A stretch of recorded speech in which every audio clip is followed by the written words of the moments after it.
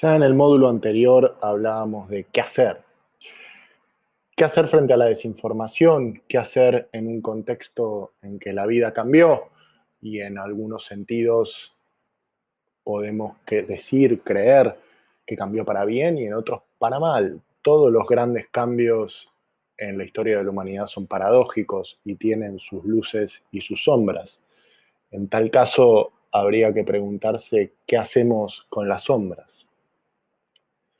Y en el módulo pasado hablábamos de dos ejes, de los códigos de buenas prácticas que pueden establecerse dentro de la industria del software, de los esfuerzos legislativos que se pueden hacer desde los parlamentos. Y nos toca en este tercer módulo hablar del tercer eje, que es el de la educación digital. Como indican un montón de papers, el pensamiento crítico se puede enseñar, se puede practicar y se puede perfeccionar. En efecto, existe evidencia, sobre todo recolectada en los estados europeos, que muestra que los programas de alfabetización mediática son particularmente efectivos cuando se dirigen a ciudadanos de diferentes sectores de la sociedad, incluidos los profesionales de los medios. A pesar del consenso global sobre la importancia de la alfabetización mediática, hay una enorme variedad de marcos normativos y una diversidad gigantesca en lo que se refiere a prácticas de implementación. En algunos países la alfabetización mediática es un objetivo político formal que forma parte de la currícula educativa nacional. Este es el caso del Reino Unido, por ejemplo,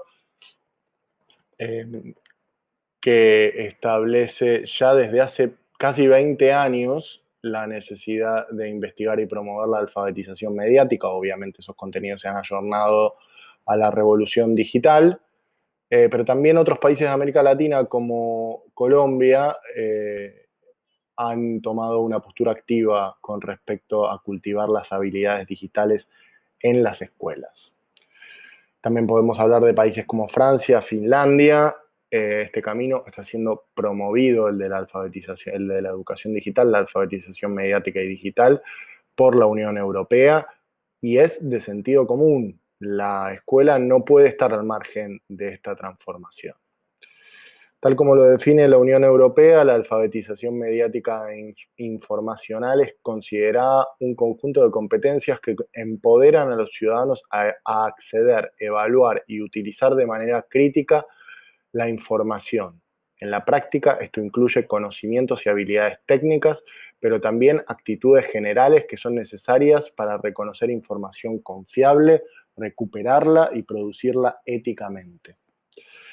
La evidencia confirma que cuando las personas suben su alerta sobre sus propios prejuicios, tienden a sucumbir menos ante ellos. Muchos de quienes abogan, de hecho, por reforzar la alfabetización mediática, plantean reformas al sistema educativo, promoviendo la idea de formar una generación con instrumentos cognitivos, pero también emocionales, que los protejan de la manipulación dentro y fuera de Internet. Desmontar el sesgo de confirmación implica trabajar con los niños desde temprana edad, ya que las creencias y los prejuicios se forman temprano en la vida, específicamente en esa etapa. Esto podría también plantear un puente con el eje de legislación, como decía, cuando se incluye por vía legal en una currícula obligatoria, es un híbrido que desde la ley se impone lo que aquí se plantea como un tercer eje, que es la educación digital.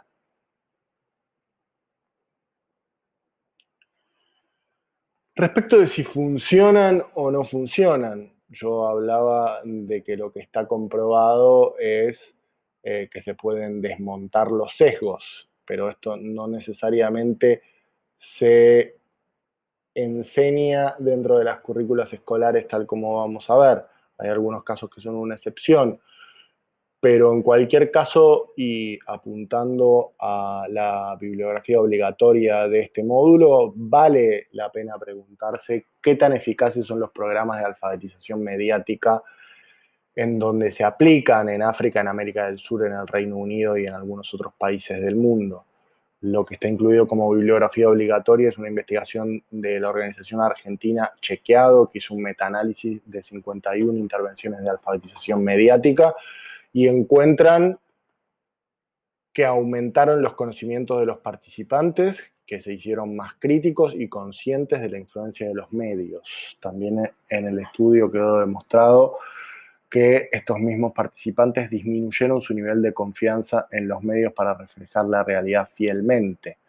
Y algo que quizás sea menos obvio y definitivamente muy importante es que estos dispositivos de alfabetización mediática funcionan independientemente de la edad, el género, la geografía y el nivel de educación de los participantes.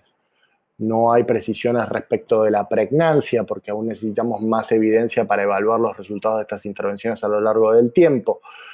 Pero uno de los estudios incluidos en el informe de Chequeado demuestra que el conocimiento se mantiene un año después de finalizada la intervención. Por supuesto, necesitamos más estudios para confirmar este resultado, pero digamos que la posibilidad de que los contenidos que se imparten en la escuela pueden ser aplicados en la vida real es lo que terminaría de sellar esa pregnancia. Me voy a referir a esto más tarde cuando veamos algunas características interesantes de algunos programas de alfabetización mediática y me refiero específicamente a lo que llamaremos takeaway. El estudio de Chequeado alentó a los fact-checkers, a los chequeadores, ya que sugieren que pueden ampliar la lucha contra la desinformación al enseñarle al público susceptible cómo detectarla y resistirla, y trabajar con otros actores del sector educativo para lograr un mismo fin.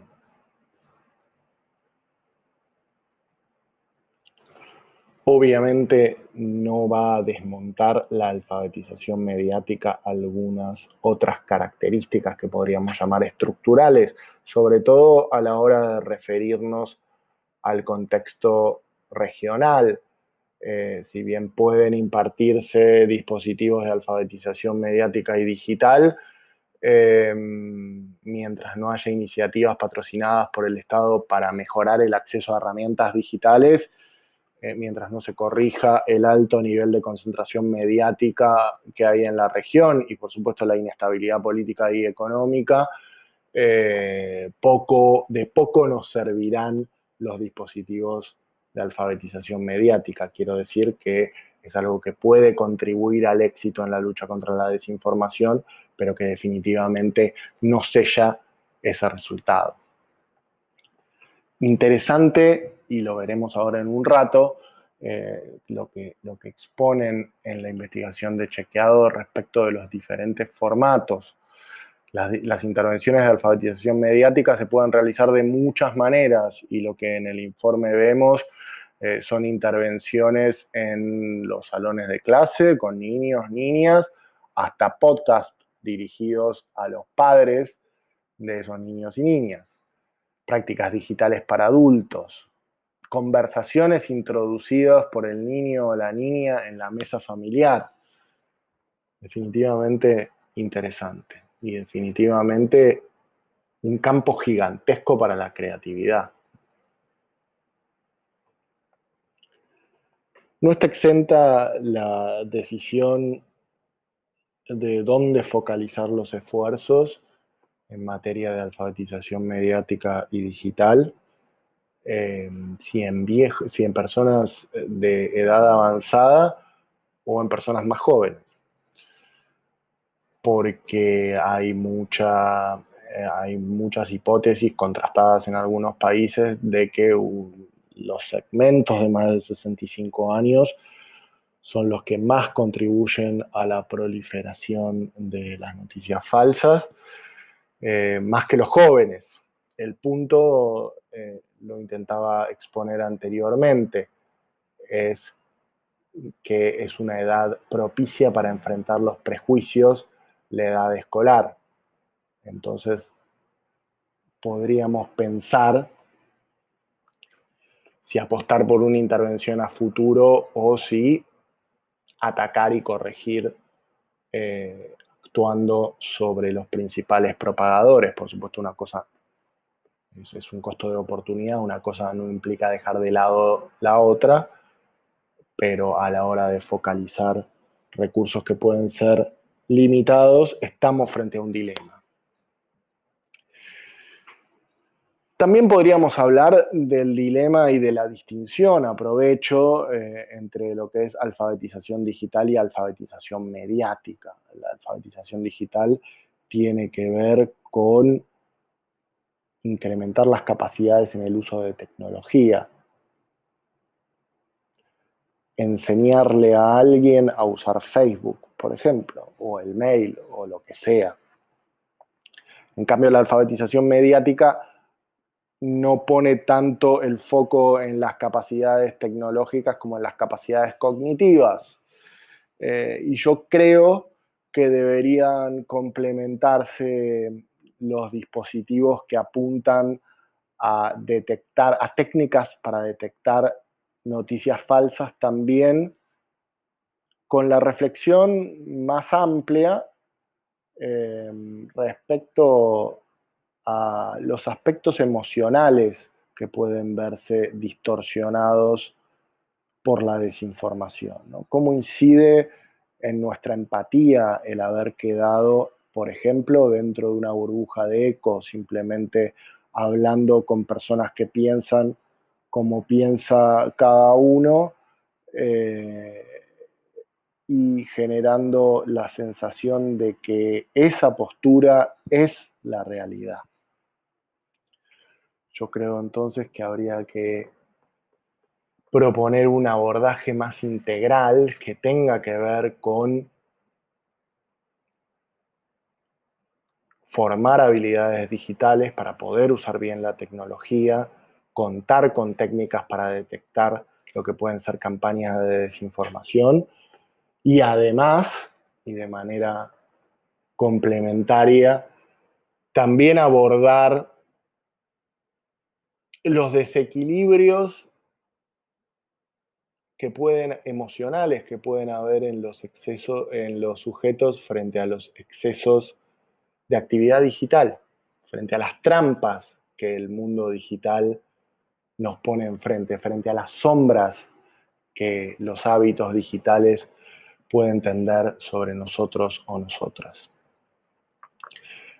En suma, se trata de crear un espacio en el que se enseñen las herramientas, pero que también se pregunte cómo se priorizan las fuentes de información, cómo se evalúa la relevancia de una estadística, cómo se detectan las falacias de autoridad, qué es el sesgo de confirmación, cómo se identifican las interrupciones argumentativas, cómo merma nuestra empatía en los diálogos digitales o en los debates sostenidos en soportes digitales.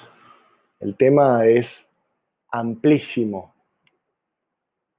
y hemos mapeado desde Democracia en Red más de 200 proyectos en la Unión Europea, en Estados Unidos y en América Latina de alfabetización mediática y digital.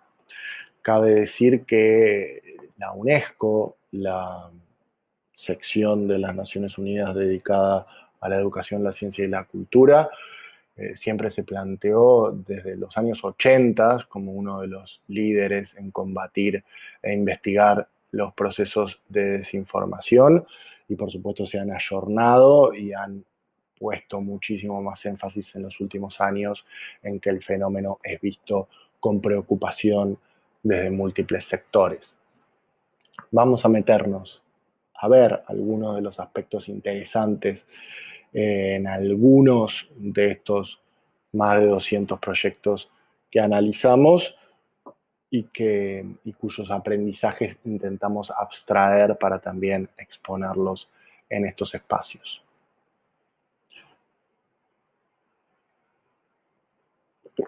Una experiencia que personalmente me gusta mucho es una de Eslovaquia, en donde dos youtubers, dos reconocidos youtubers, fingen una pelea entre ellos basada en información que no habían chequeado.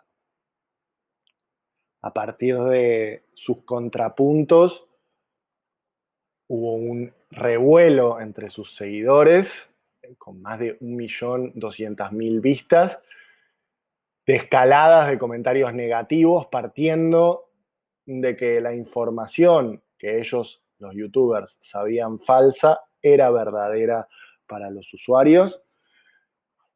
Y después de 24 horas revelaron que ni la pelea era de verdad, ni la información que habían dado por cierta era verdadera, y quisieron ilustrar con esta pequeña simulación un ejemplo de lo importante que es chequear la información. Los comentarios positivos en el posteo en donde revelan la verdad terminan dejándonos muchas pistas para el aprendizaje. Los comentarios positivos terminaron siendo muchos más que los comentarios negativos en el momento de la disputa 24 horas antes. Eso también resulta interesante. Los videos están disponibles y están subtitulados al inglés. Vamos con otro caso que también resulta interesante y que está en nuestro idioma, que es el Infórmate, un proyecto para la educación en el consumo de medios e información online orientado a población adolescente de entre 14 y 16 años, que sirve como recursero en los centros educativos españoles. Me gustó particularmente que la información se dispone mayoritariamente en formatos audiovisuales, que tienen lo que se llama gamification, ludificación. Aprenden a partir de algunos juegos, cosa que definitivamente aumenta el engagement, como se dice en las jergas de las redes sociales. Hay concursos, hay guías y también hay documentos más orientados a los docentes de la población de entre 14 y 16 años que a esa población misma, pero me parece que el sitio tiene información muy relevante y que está dispuesta en formatos muy fáciles de consumir para la población a la que se orienta. En esa misma línea de hacer propuestas entretenidas para bajar contenidos pedagógicos, yo no podría pronunciar el finlandés, pero lo que estamos viendo en pantalla se refiere a una semana dedicada exclusivamente a generar espacios físicos donde jóvenes pueden reunirse a jugar videojuegos y se complementan estas reuniones y los videojuegos con algunos dispositivos de alfabetización mediática en torno a temas que son interesantes, relevantes, que concitan preocupaciones entre los jóvenes, en este caso de Finlandia, asociados a la ecología, el medio ambiente, la salud, el género, etc. La idea de tirar un anzuelo a partir de una actividad que resulta convocante, que se desarrolla en espacios físicos, pero que involucran la tecnología, nos pareció que era un dispositivo a copiar, a tener en cuenta. Italia, una serie de videos muy promocionados en forma de miniserie lanzada este año con motivo de la Semana de la Seguridad en las Redes. A nivel de contenido audiovisual y de producción es de lo mejor que vamos a exponer en esta abstracción de los casos. y particularmente interesante que está en clave de primera persona, lo cual le da al relato un tono muy genuino, algo que es muy importante para la población adolescente, y mezcla una serie de animación con imágenes de personas en carne y hueso.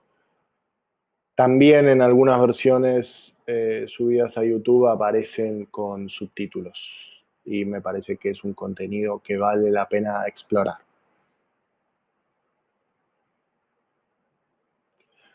Alemania, que acá lo tenemos en inglés, pero no todo está en inglés. El Data Detox for Youth, desintoxicación de datos para la juventud, es más que nada un libro de actividades, también con muchos componentes ludificados, que sirve para eh, pensar la dicotomía del control sobre la tecnología. Se dice que uno controla la tecnología o la tecnología lo controla a uno.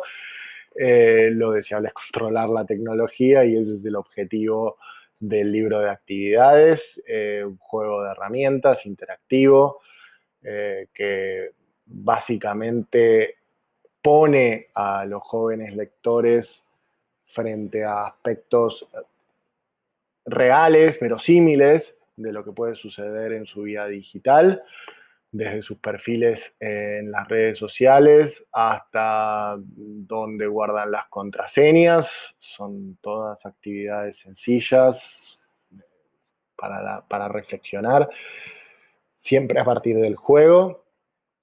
Tiene dispositivos, tiene, mejor dicho, apartados de autoevaluación que resultan interesantes sobre los hábitos digitales. Todo me parece que tiene elementos definitivamente copiables, una muy buena presentación visual, la idea de los ejercicios autogestionados, en donde puede ser que se hagan colectivamente o el lector o la lectora sola con su conciencia. Es un formato que me parece podría replicarse en algunos otros contextos fuera de Alemania. Holanda, que le da relieve de campaña pública a la idea de la alfabetización mediática. Es una campaña impulsada por la red de Media Literacy, que tiene foco la campaña en temas de salud mental y física. Proporcionan muchos datos, incorporan a la ciencia en el recursero argumentativo. Muy buena la propuesta visual, perdón. También incluye actividades de tipo juegos con recursos diversos. Hay un montón de material para descargar, así se dice, descartar, no, descargar. E invita a realizar también eventos autoorganizados en donde se puedan proponer estos juegos. No sé, no sabemos con qué éxito, pero por lo menos la propuesta está planteada. La verdad que visualmente tiene algunos mensajes simples, efectivos y muy orientados al público, muy coloridos.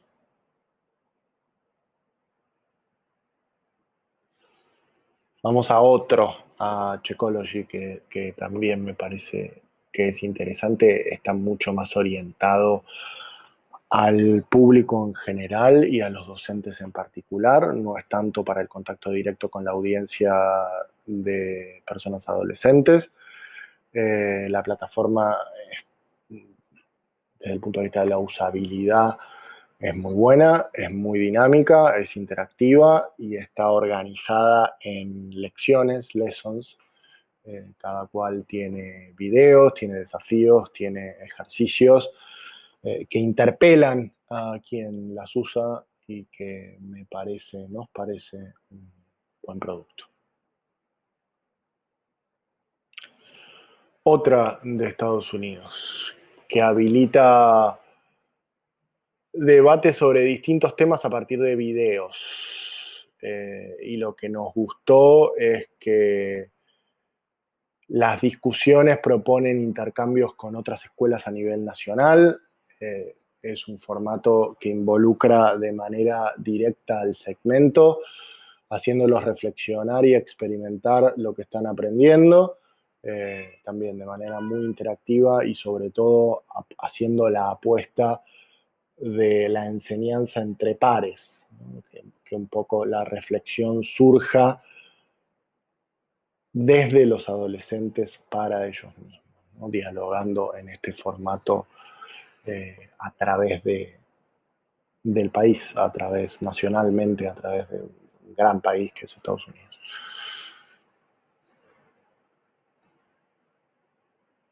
Una iniciativa global que pertenece a Google y que me parece que hay que mencionar.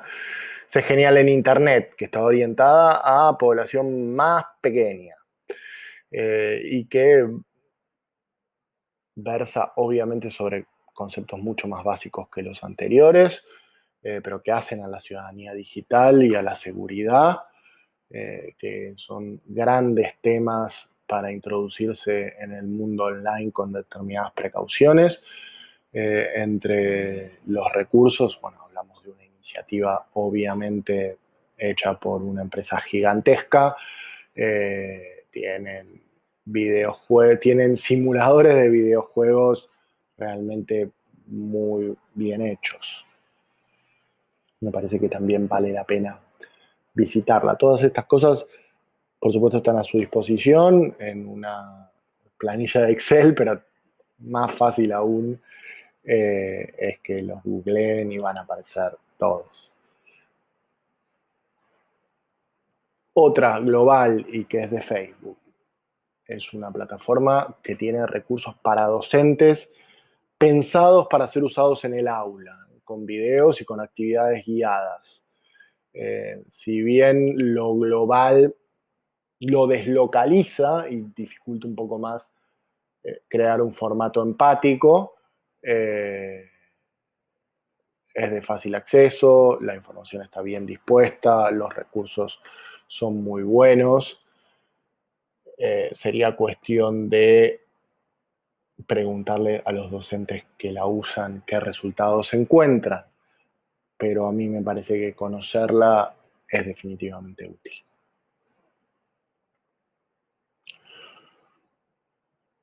La región.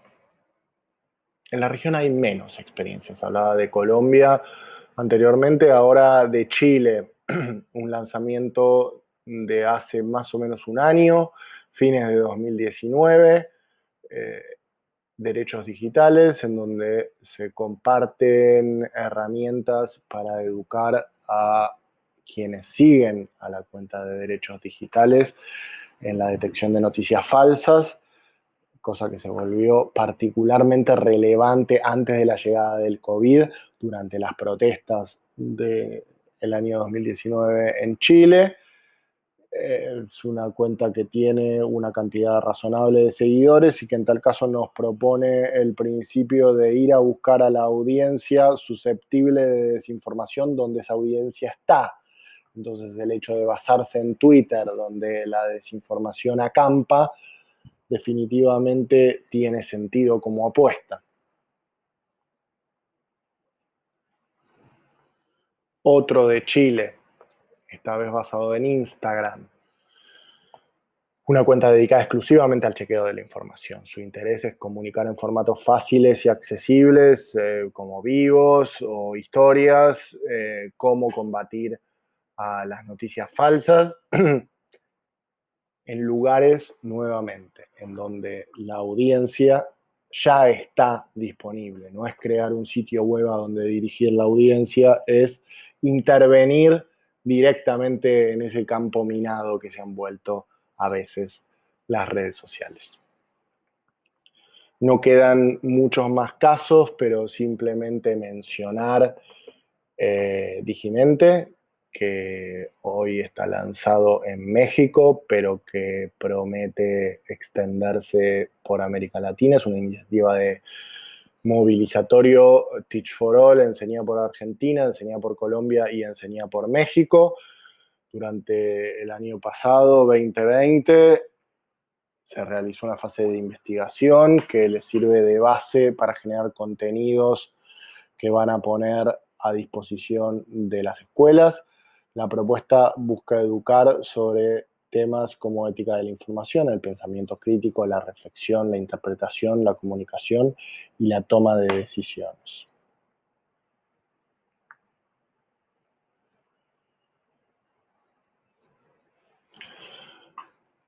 De esta abstracción de muchísimos casos que analizamos, me gustaría extraer a modo de conclusión o aprendizaje o recomendación algunas pequeñas pautas a la hora de embarcarnos en el diseño de dispositivos de alfabetización mediática y digital. Y lo primero tiene que ver con el registro y destacar a aquellos sitios que no son la mayoría que tienen un registro informal. Sí es la mayoría de los que vimos, porque fueron los que más nos gustaron, pero no es la mayoría de los 200 casos que analizamos, que tienen una impronta mucho más teórica y formal, que hay muchísimo PDF en formato de tipo guía y manual, y eso puede resultar excluyente para el tipo de población sobre la que queremos incidir, siempre y cuando nos focalicemos en la adolescencia. Si vamos con formatos PDF de tipo académico, ese segmento va a quedar probablemente afuera. No abunda el contenido pensado con registro adolescente, y sabiendo lo importante que es para ese segmento reconocer y celebrar su voz, la recomendación es tener registros informales, incluso voceados, incluso dichos, con mensajes interpretados por referentes para estos adolescentes, que puedan transmitir la información desde la propia experiencia. Es una generación para la cual el relato personal es muy valioso y la voz de personas pares es indispensable. En ese sentido,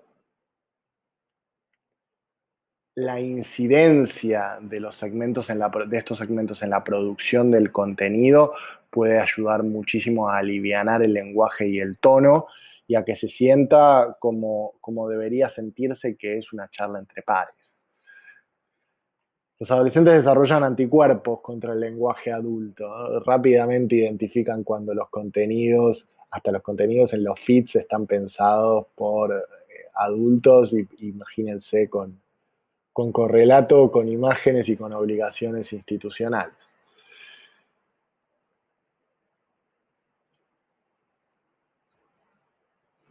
Seguimos.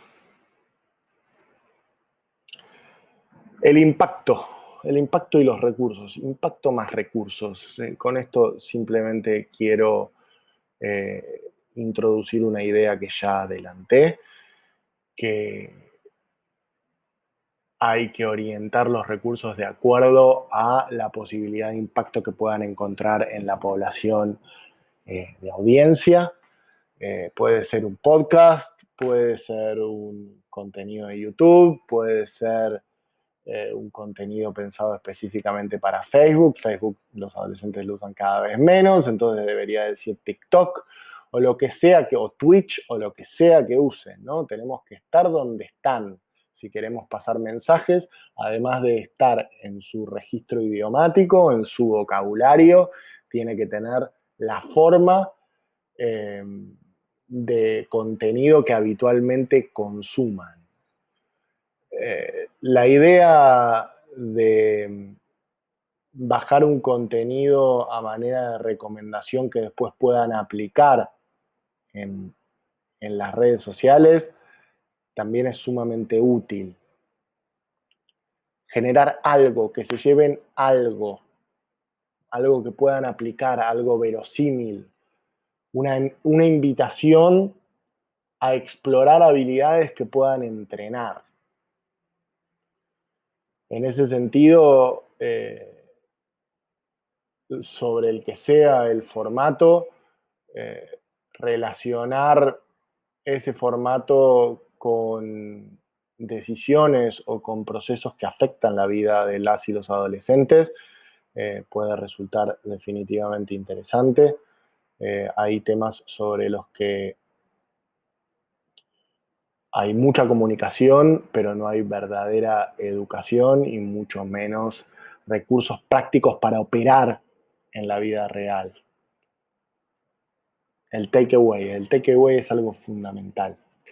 Tienen que ser mensajes que hablen de su vida real, tienen que ser mensajes diseñados para que los puedan aplicar en su vida real.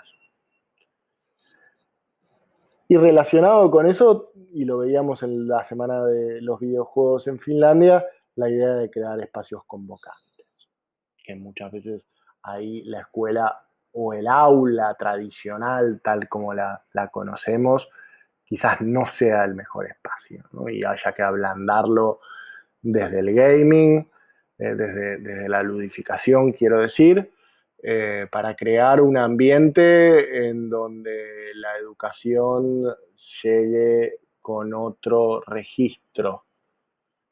Incluso podría la escuela habilitar espacios para que se autoorganicen y se generen dinámicas propias a partir de determinadas consignas, o sea, dar un encuadre desde lo institucional, pero ceder la guía a las y los adolescentes mismos. La idea que funciona también para otras cosas, como para la publicidad de determinados productos, la idea de las y los influencers, personalidades que sean referentes, que estén haciendo bien las cosas, que sean capaces de, que ya tengan público adolescente como audiencia construido y que puedan generar conversaciones amables acerca de buenas prácticas entre su audiencia. Los adolescentes y las adolescentes valoran a los referentes de su edad, que de alguna forma lideran los espacios digitales, porque los hace sentir que es posible para ellos también. Hay una resignificación de los pares, sobre todo frente a determinados temas, se construyen referencias en materia ambiental o de feminismo. Esto está muy claro en el caso de la Argentina, pero supongo también que podríamos extender estos tópicos a la región o buscar en cada país el tópico que nos permita hablar de un tema de fondo mientras intentamos inculcar temas de forma.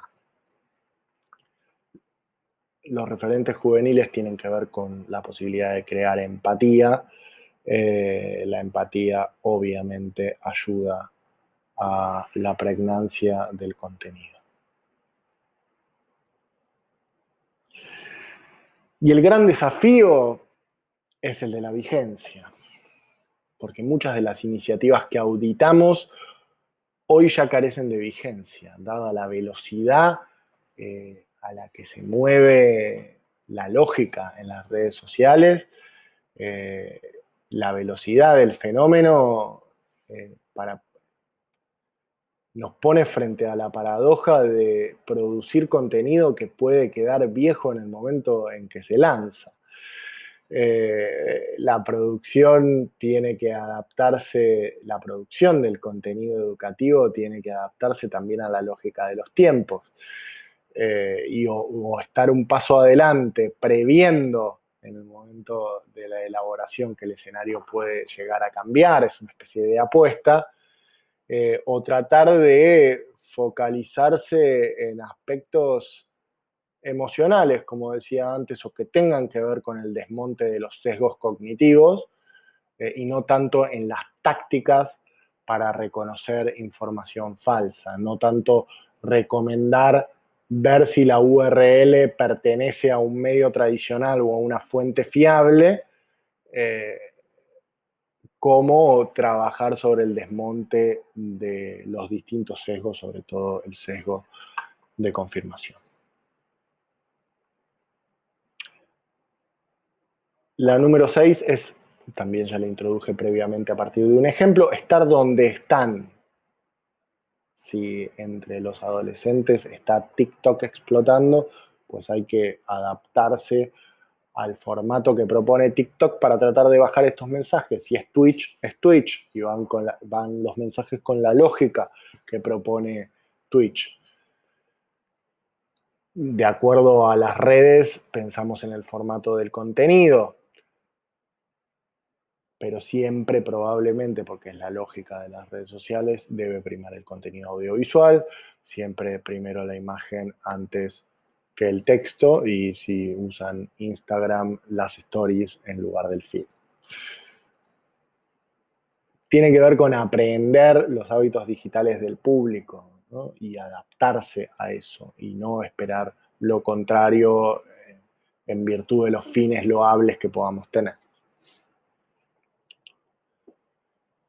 El séptimo, que me parece importante, rescatar una perspectiva positiva de las redes sociales, ¿no? Porque predominan, o eso al menos es lo que vimos entre las experiencias que analizamos, predominan los formatos defensivos, que parecieran asumir lo malo de la digitalidad, lo peligroso de la conectividad, pero para esta generación las redes sociales son esencialmente herramientas que habilitan cosas buenas y que pueden resultar positivas. Eso, rescatar lo bueno, partir de lo bueno para después hablar de lo malo, partir de la luz para luego tratar de ponerle algo de luz a las sombras. Porque si vamos con el abordaje negativo, yo creo que puede disminuir la empatía, que puede resultar poco cercano, por ende poco atractivo.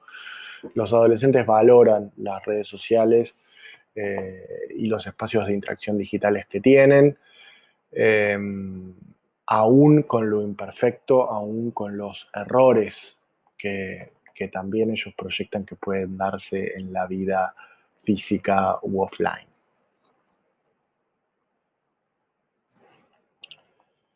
La octava característica, aprender desde la experiencia. Y acá lo que dije ya muchas veces de la ludificación se vuelve indispensable, y que esa ludificación esté vinculada a cosas que efectivamente les pasen al público al que nos dirigimos, si es adolescentes, que sean temáticas y problemáticas dirigidas a los adolescentes.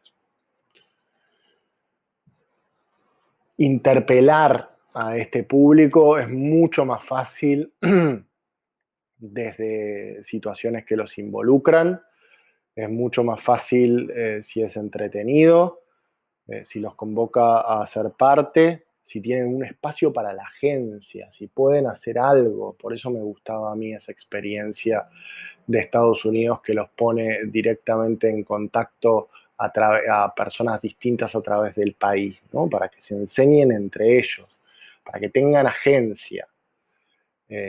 Incluso deberían poder incidir, como anticipé también, en la generación del contenido. Eso les va a permitir apropiarse de esa información.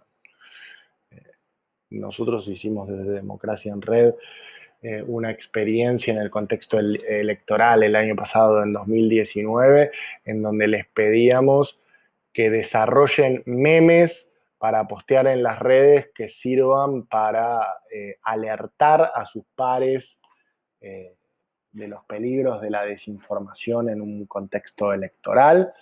En la Argentina se puede votar desde los 16 años, de 16 a 18 años es optativo. Y funcionó. El proponerles una misión dirigida a sus mismos pares les infundió la sensación de agencia, y definitivamente tuvimos muy buenos productos, como fueron elaborados por ellos mismos, naturalmente están en el registro y en el lenguaje eh, que tienen que estar.